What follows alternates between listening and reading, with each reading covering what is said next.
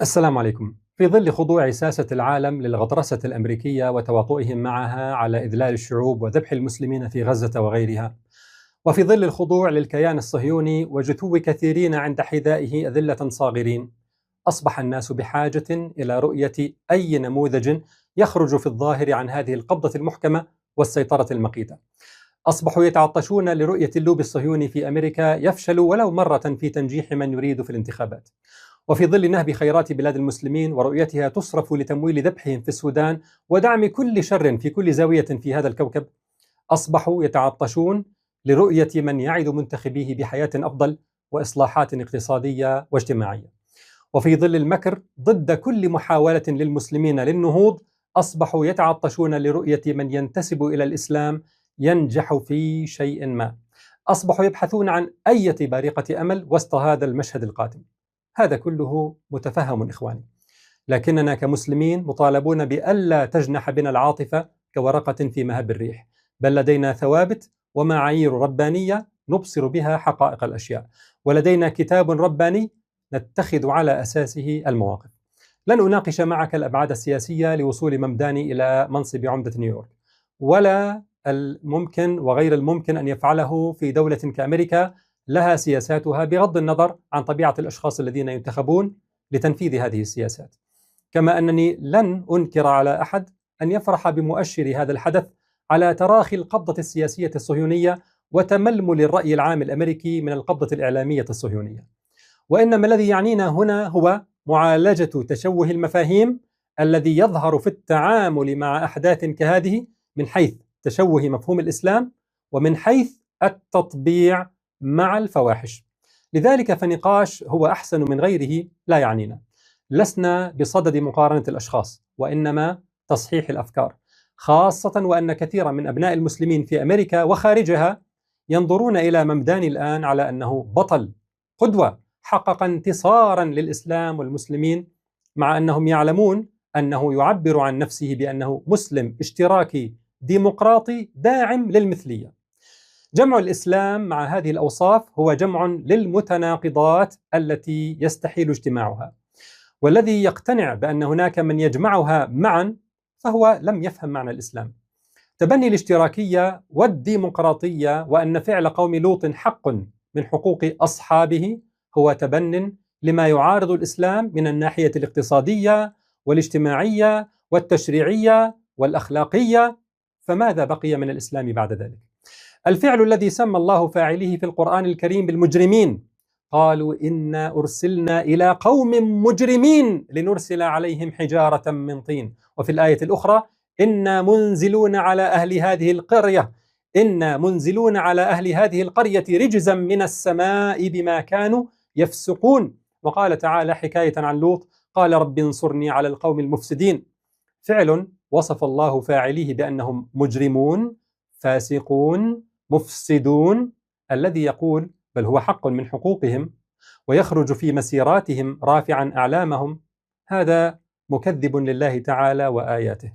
في سورة الأعراف بل أنتم قوم مسرفون عن قوم لوط، ويقول هؤلاء بل هم يمارسون حقهم.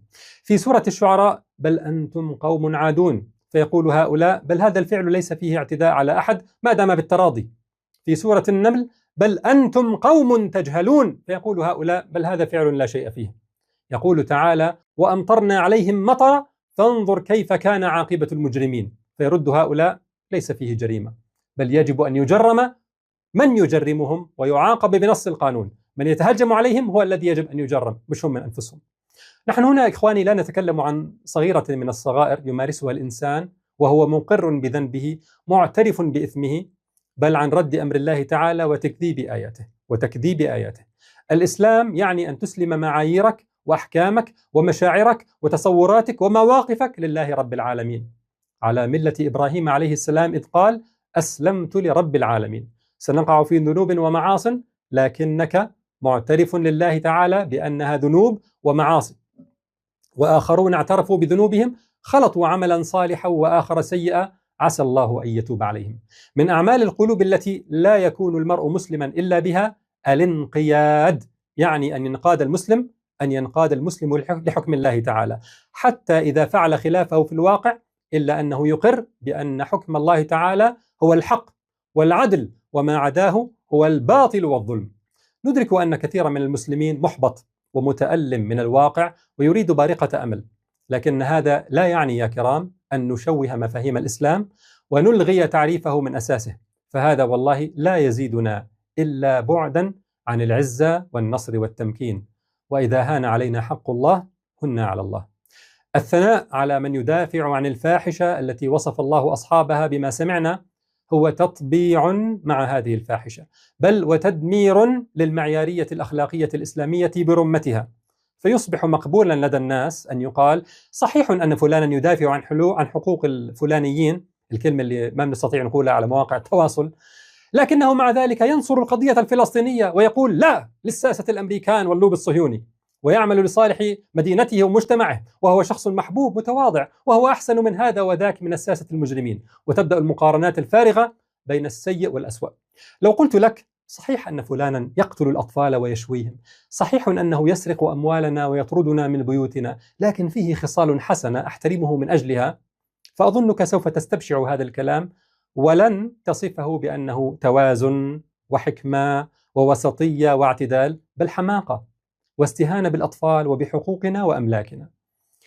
المصيبة إخواني أن كثيرا من الناس ممن ينتسب إلى الإسلام هان عليه حق الله، فأصبح رد أحكام الله وتكذيب كلام الله أمرا هينا نسبيا أمام حسنات الأشخاص ما داموا ينصرون قضية فلسطين ويسعون لتحقيق الرفاه لمجتمعاتهم.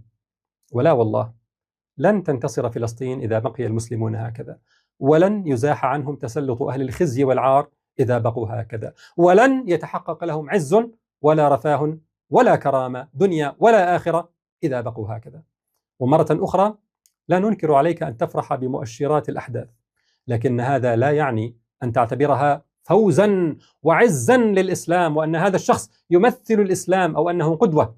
أيضا الانعتاق من الهيمنة الأمريكية والصهيونية ليس شيئا نفرح بمؤشراته فحسب ثم نقف موقف المتفرجين، بل يجب أن نعمل له بكل ما أوتينا من قوة. أحداث غزة وما تبعها من تحولات في الرأي العام هي فرصة منحنا الله إياها، وعلينا أن نستثمر هذه الفرصة بكل طريق مشروع. تمييع المفاهيم والاستهانة بحرمات رب العالمين ليس من هذا العمل المطلوب، بل لا يزيدنا إلا هوانا على الله وخسارة للفرص.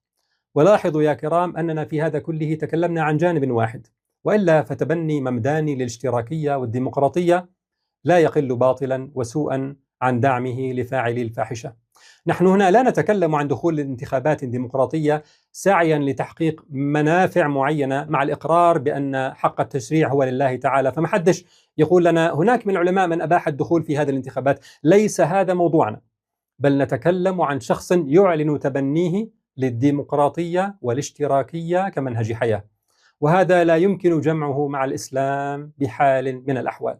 ورفض مرجعية الشريعة هو أصل كل فساد أخلاقي واجتماعي وسياسي واقتصادي وكل أنواع الفساد. ونذكركم يا كرام، في النهاية أنت مسلم، ترد الأمر كله إلى حكم الله ورسوله، وإلا أصبح المعروف منكرا والمنكر معروفا، والله المستعان، والسلام عليكم ورحمة الله.